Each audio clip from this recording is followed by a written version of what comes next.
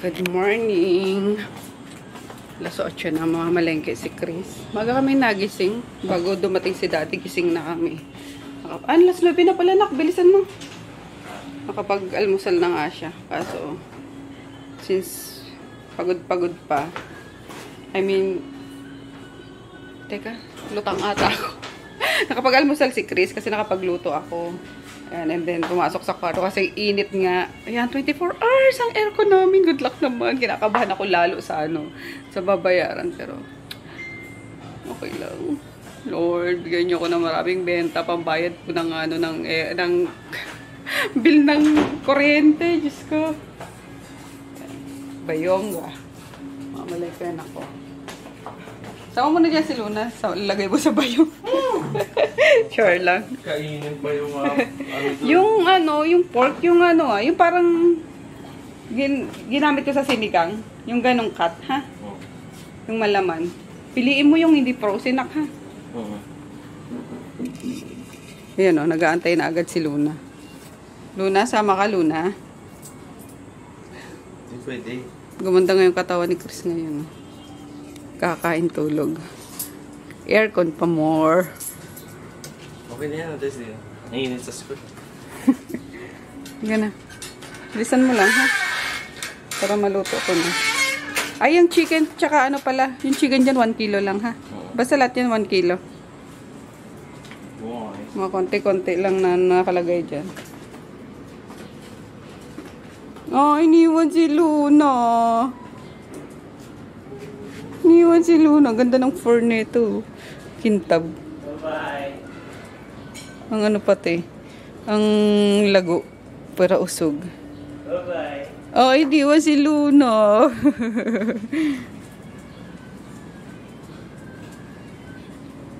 Iniwan si Luna, bebe.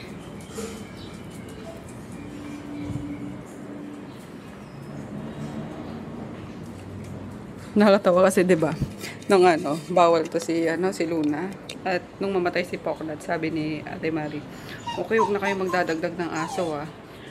And then, few days after makremate si Poknat, itong Chris na high blood daw kasi nag-uwi talaga ng aso, dalawa nga yan, yung magkapatid. Eh ako ayaw ko na kasi hindi pa nga ako makamove on kay Poknat. Tapos, gusto niya, nakikita ko naman sa mukha niya na gustong-gusto niya talagang i-keep yung aso. Kasi yung na-rescue nga yan nung kapatid ni Rax. Tapos, sabi ko, hindi pa ako nakaka-uwi ng bahay. Sabi ko, ibalik mo yan. Sabi ko ganyan. Ayoko na magdagdag ng aso dyan. Ibalik mo yan. Save mo na lang yung paano. Tapos, ayun nga, pagdating ko dito, binigay niya sa akin. Walang nalang niya talaga sa akin, isalaksak niya sa ko. Yan, binigay na ginanon sa akin. Tapos ayun, sabi ko, hanggang makita ko na yung mata ng aso na, oh my gosh. Alam niyo naman ako, very talagang marufok ako pagka sa mga dogs talaga. Ayan. And then sabi ko, sige na nga, i-keep mo na yung isa. Tapos, tinatago pa namin siya dati kasi bawal nga siyang makita. Eh, tuta. Siyempre, nag-iingay, nalaman yung ganyan. Ah, may bago ko yung aso dyan. Di ba sabi ko wala ng Sabi ko, hindi tayo na lang yan. Hanggang dadaling ko yan sa probinsya, bla bla bla.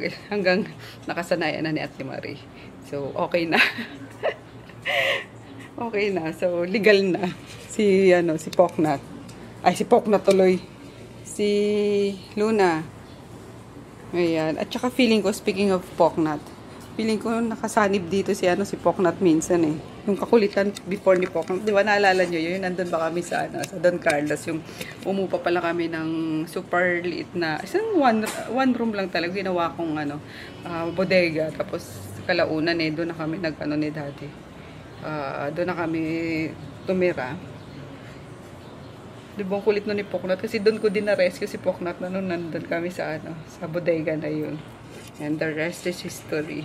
So, yun, ganun kakulit. Si Poknat dati. Kaya feeling ko, sumanib dito kaya feeling ko din. Kasi diba, few pa lang, nagdalagad si Chris ng aso. So, parang, siguro mabawasan na yun. Naiyak tuloy ako.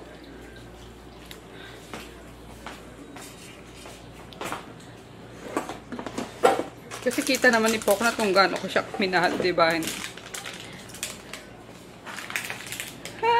ayoko yung umiyak. Basta. Feeling ko, para siguro hindi ako masyado malungkot kung gano'n kasi. Hindi nga ako nalulungkot. Naiinis naman ako minsan sa kulit. Hindi naiinis na gusto ko na siyang palayasi yung ganyan na. Alam mo yun, nakakatuwa kasi may sinasaway ka yung ganyan. Kaya yun, pero parang, ayan, si Poknat pa rin. Nag-ibang anyo lang.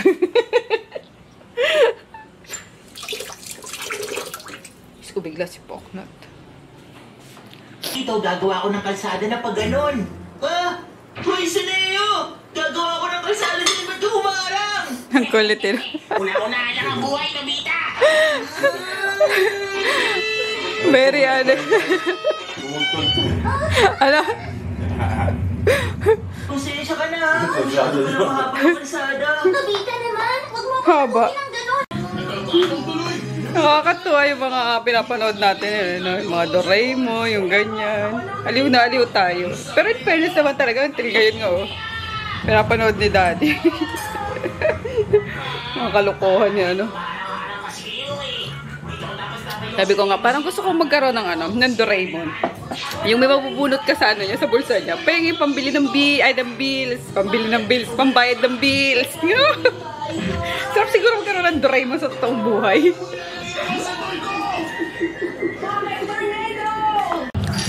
Zenki naman ngayon. Ang lakas makabagets eh. Ang sarap sa pakiramdam. Yung mga panahon na yan, wala tayong pinoproblema. Nood lang eh. Nood kain. Nood kain lang. Ganun no. Tapos yung may pa yung bata, si Suka ba yun? Asuka? Zoro, meron pa, diba? Zoro.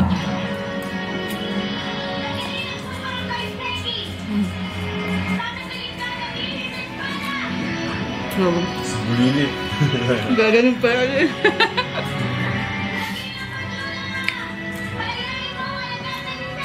Ano ba dito? Tapos, nakakatawa dyan yung pag yung nauunahan siya sa binhi, no? Galit na galit siya. Di ba? Tapos yun makipaglaban. Na yung may binhi, di ba? Na naiiwan.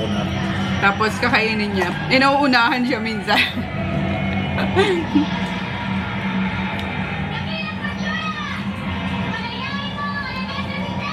Meron pa yung mga babae, Daddy, yan pangalan nun, yung 5. Sailor Moon.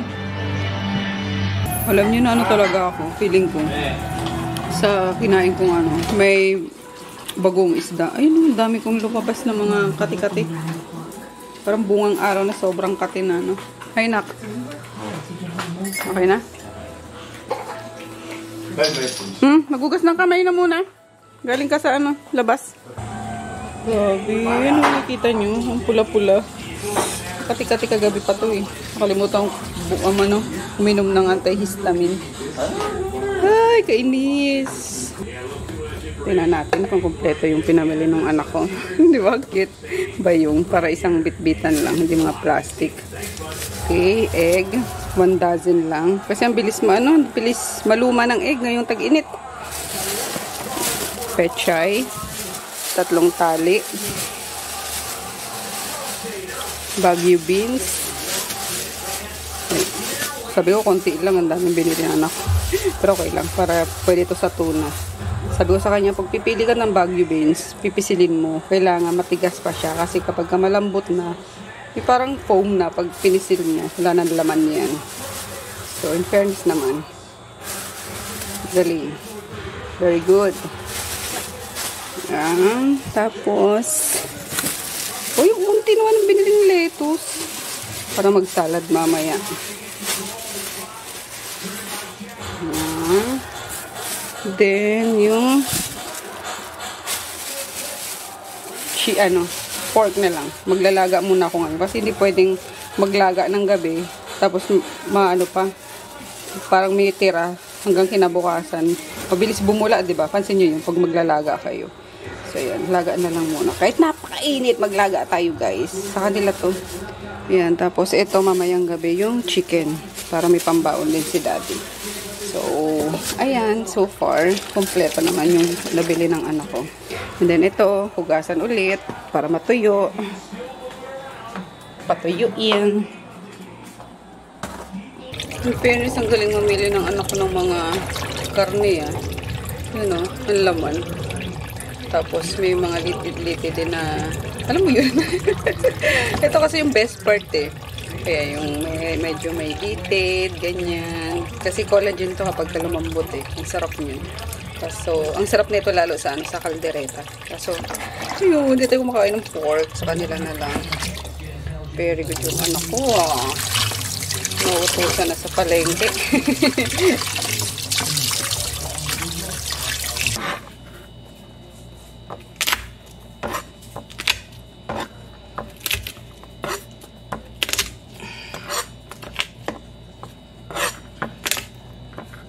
Gusto ko rin mag-ano sa kwarto. Tumambay. At apakainit. Kaya i-marinate ko na yung ano.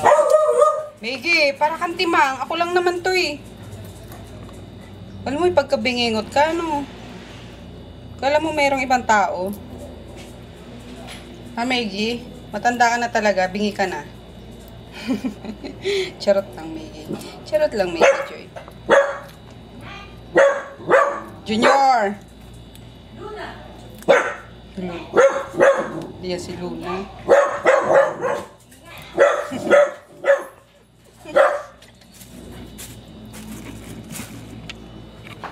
Ano yan? Ano yan? Luna ka daw? Hindi ka naman si Luna eh. Wala, nalaga na. Hindi na, dito na. Luna daw. Si Luna kasi yung madalas kumakahuli dyan. Sen. Grabe, gusto ngayon yung Ahsoka challenge na yan eh. No? Rinding-rindi na yung ano ko, tenga ko sa music na yan. Mapa Facebook, Instagram, TikTok. Kaya nga ngayon ako masyadong nagti-TikTok at naiirita ako sa mga ano, sa mga trending na mga challenge.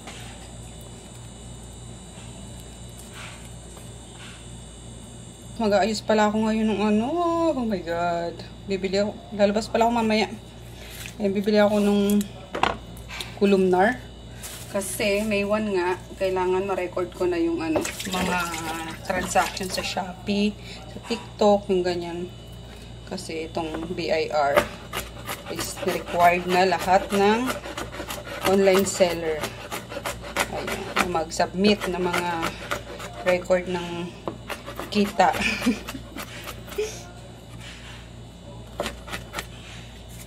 Sabi ko ngayon, kailangan ko ma-refresh yung ano, yung pinag-aralan ko nung college, yung taxation. Yung pag-record ng, sabagay madali lang naman. Kaso pag tamad talaga yung utak mo, kahit anong seminar ang pag, di ba? Parang wala lang pumapasok. Pero madali lang yun. Naipasa ko ngayon accounting eh. Charot. Tapos alam nyo ba guys, hindi ako graduate ng college. Siguro ano lang ako, 4th year, first sem. Or baka 3rd year. Di ko lang alam kasi wala naman ako mga back subject. Meron lang. PE! Meron pala.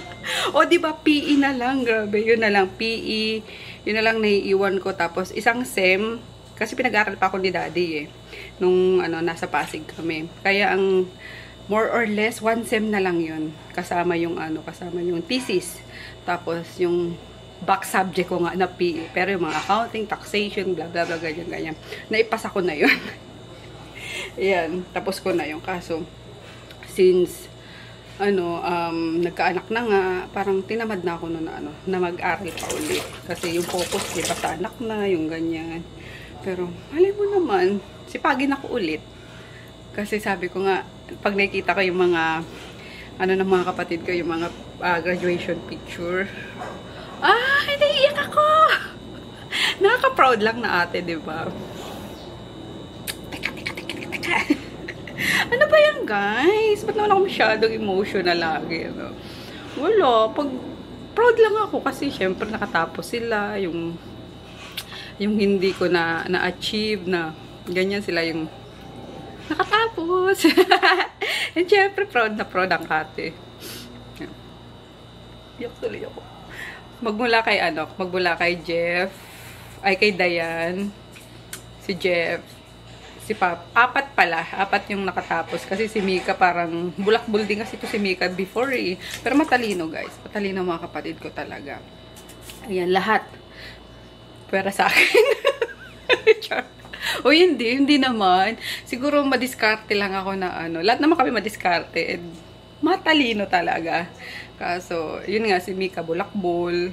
So, ayan, psychology dapat ang kukunin niya ni Mika. Nag-aral pa yan din sa Arellano. Ayan, tapos wala din, hindi niya rin tinapos kasi ayun nga, nagkaanak na rin. Pero matalino talaga si Mika. And then si Jepoy, si Dayan. Ayan, si Dayan. Isa pa yan nakaka-project. Kasi alam niyo ba, PUP yan. Sa PUP, hindi namin alam na graduating na pala siya. Pasok lang siya ng pasok. Bigay lang ng bigay sila mama ng baon. Tapos, one day, sabi niya, pupunta siya sa parang graduation niya daw. Ha? Totoo nga, graduation niya nga. And then, yun. Kaya, nakakatawa, di ba? Tapos hanggang kay Jeff, siguro si Jeff mga second sem na, parang ako na yung nagtuloy ng pag-support sa kanya hanggang kay Jack, kay Papin, yung ganyan. Kaya I'm so proud of myself, guys. Nayak ako. Lalo ngayon, ano ba? Happy Labor Day na nga lang. Naiyak ako. Happy Labor Day. Kasi, di ba, si Jeff, may pamilya na, tapos may trabaho, and then, pa-renovate niya na yung bahay namin, or bahay niya. Kasi siya na doon sa probinsya. Tawag doon? Hindi na sila makikipisan sa in-laws niya rin. Though, hindi pa sila kasal ni Rika, kasi pinaaral din ni Japong si Rika. Tapos, yun, si Jack may business. Tapos, si Papin naman is may work na. Kaya, super proud ate ako. Ayan. Nagbunga yung pinaghirapan natin, guys. Nakita ko yung, alam mo yun. Basta gano'n. Ano ba yan? Nagmamarinate tayo ng chicken kung saan tayo napupunta, diba? Pero malay mo nga, pag sinipag ako, charot. Pero feeling ko hindi na. Hindi na ako magbabalik eskwela siguro na at Honda na tayo. 40 na ako. Pero again, yun lang naman. Kukuyo. Parang kasi, ang fulfilling na natulungan mo yung mga kapatid mo. Hindi naman ako ni-required, guys, ng parents ko na, tulungan mo yung mga kapatid mo, yung ganyan. Talagang bukal sa puso ko. Yung pagtulong sa kanila, yung support sa kanila. Hanggang kaya ko. Kasi nakikita ko naman sa kanila na hindi sila madamot. So, pag wala ako, natatakbuhan din. Alam niyo yun, kasi yun ang tinuro sa amin na huwag magdamot. Para kung sinong wala, sinong meron, magtulungan para, di ba, walang inggita, yung gano'n. Kaya, yun lang. Happy Labor Day! Sa loob dapat ako ng kwarto, tatambay. Kaso tulog na si daddy, naglihilik na. Hindi ako maistorbo. Kasi pag nagising din yan hirap na din bumalik sa pagtulog. Kaya, dito lang ako sa labas. Magre-review ako sa pag-record ng mga sa shopping nga. Yan, kasi nagluluto din naman ako kaysa labas masok ako sa lamig tsaka mainit. Diba? Dito na lang tayo sa labas. Init kagad. Hello guys. So gabi na, nasundan yung clips natin kanina. Last clip. Ayan. Sumabay na ako kay daddy. Maga pa naman kasi sisimba kami sa Baklaran. Nayaya ko siyang samahan ako magsimba. Hindi yung aantay niya lang ako sa sasakyan. Tapos hatid niya pa ako pauwi. At baka daw mawala ako. Mawala. Bakit? Hindi pa rin. Inano mo yung tracker? Hindi ba nasa kabilang cellphone yun? Ay, hindi mo pa nililipat ulit. So anyway, ayun. Buti na lang kasama ko si Daddy. Ayan, nasira yung sinelas ko. Tara na. Mukhang hindi na to aabot pa. Let's go. Ayan, nakapagdasal naman na kami, guys. Let's go. Let's go na. Palabas pa kaya ako ng simbahan nito. Yay! Hey. Nagsimba si Daddy. Kulit kasi. Kinulit ako eh. Kinulit pa kita, ha? Yes. Kasi ano ko talaga, oh. Sabay pa silang na ano eh, napigtal eh. Ah, saan pa tayo? Oh my God, guys! Ayan na! Nakakaloka! Oh!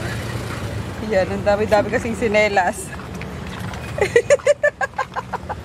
Buti na lang kasama ko si Daddy naman kung nag-jeep pala ako. Good luck naman paano ko uuwi. O, ikaw kakasimba mo pala, pinagtatawanan mo ako. Love trip! So, ayun guys, nakalis na ulit si Daddy. Yung mga pintura pa pala ako sa buhok ko. Nagpintura kasi ako dun sa may ano kanina, sa may washing machine. Kasi naglagay ako ng parang sticker box splash ba tawag doon? Basta, ayan, kasi ang dugyot tingnan. Tapos, syempre ayoko naman gumasa sa pintura nun. So, yung kabilang side, lalagyan ko pa sana ng sticker. Tapos, yung mga tubo doon, since nagpintura dito, 'di ba? Humingi ako ng konti kay Kuya. Kaso, ang daming binigay, kaya inubos ko na doon sa wall. So, ayun, hindi din ako maglalagay ng sticker. Wallpaper, something like ganun. Kaya pala may mga, ano pa ako, puti-puti. Anyway, ayun, disgrasya talaga inabot ko doon sa tsinelas na yun. Kasi ang tagal na nun eh, di ba? Eh, pag yung itong mga sapatos ko, natatakot ako na, kinakabahan ako kasi baka, baka magkanda sira-sira na din yan. Lumulutong. Dalawa pa guys, dalawa pa talaga yung nasira. Nandito na kami sa sa Adela. Yun, yung isa na tuluyan na ding napigtal. Kaya pareho na. Buti na lang talaga kasama ko si Daddy. Ayan. Na ko siya na. Tapos sa loob kami ng simbahan, naka-park. So malapit lang yung nilakad ko. Kung hindi, ay nako. Paglalakad talaga ako nakayapak. Bumaba pa rin si Daddy kasi ang aga nga. Ayan, lang kami. Taim-tim na nagdasal lang kasi wala ng mass. Hanggang 7:30 lang yung pinakahuling novena. So, yan. Mahalaga naman is nakakapagdasal ka. And, yun. Sumama pa uwi si Daddy. Dapat hahatid niya lang ako. Kaso ganun yung nangyari. And then, since maaga pa naman, umakyat na muna siya. And then, nagstay pa siguro siya ng 30 minutes. Tas, bago mag-10, umalis na siya. Sabi ko, ang aga mo ah. Ang aga pa ah. Magpe-prepare pa daw siya sa office na kasi maaga din akong kanina, nakatapos. Actually, naantok ako kanina eh. Tapos sabi ko, tapusin ko na lang to para, sulit na sulit. And then, niliguan ko kasi si Groot. At nilakad kanina ni Chris. Ayun. Naman ng babae. Nanghabol na naman daw ng babae. Kaya, ang dusing-dusing niya. So, yun. Sa ilalim ng truck. Sa ilalim pa ng truck yung loko na yun. Kaya, ang dami niyang, parang, grease sa niya, sa mukha niya kanina. Kaya niliguan ko siya. So, ayun. Pagkatapos kong liguan si Groot, naligo ako. Sinalang ko na yung babaunin ni Daddy. Tapos ginising ko siya. Actually, ang haba ng ni Daddy ng tulog niya. Akala ko gumising kaninang mga 3. Akala ko kakain na. Nagulat ako. Pagpasok ko ulit dito sa sa kwarto, tulog ulit. Sabi ko, sige. Hindi na muna kita istorbohin. Tapos nung alas 7 na ginising ko na siya kasi sabi ko baka magalit sa akin na sabi hindi siya ginising na. Alam niyo na. So yun, kaya energetic yung mokong. Ang haba ng ng pahinga eh. Taka lang, maglalagay lang ako ng sa pimple ko. Ayun. Ito. Tapos hindi ko na pinapasok si Groot din. At hindi ako si Maggie lang nandito, nagipag-unahan lagi. Bubukas ba ako ng aircon? Kasi nagtitipid ako, guys. Kinakabahan ako sa bill. Ayan, kasi itong April bill namin is 12K. Tapos, kakaano pa lang. Pakabayad ko pa lang ng kuryente. Ilang araw na silang panay aircon din. So, sabi ko, shucks, baka umabot ako ng 15,000 neto. Kaloka. So, taste muna tayo ngayon. Hindi muna tayo mag-aircon. Pero ako, naawa ko sa aso eh. Ano ba? Mag-aircon ba? Sila kasi yung naiinitan eh. Kasi sabi ko, di na ako mag-aircon at si daddy na lang bukas pag uwi niya para yung tulog, mahimbing din. Kaso, we'll see guys kung mabubukas ako o hindi. Anyway, good night. See you all tomorrow. Ang update ng pimple na to, acne. Ano ba ito? Sabagay may salicylic acid eh. So, night-night!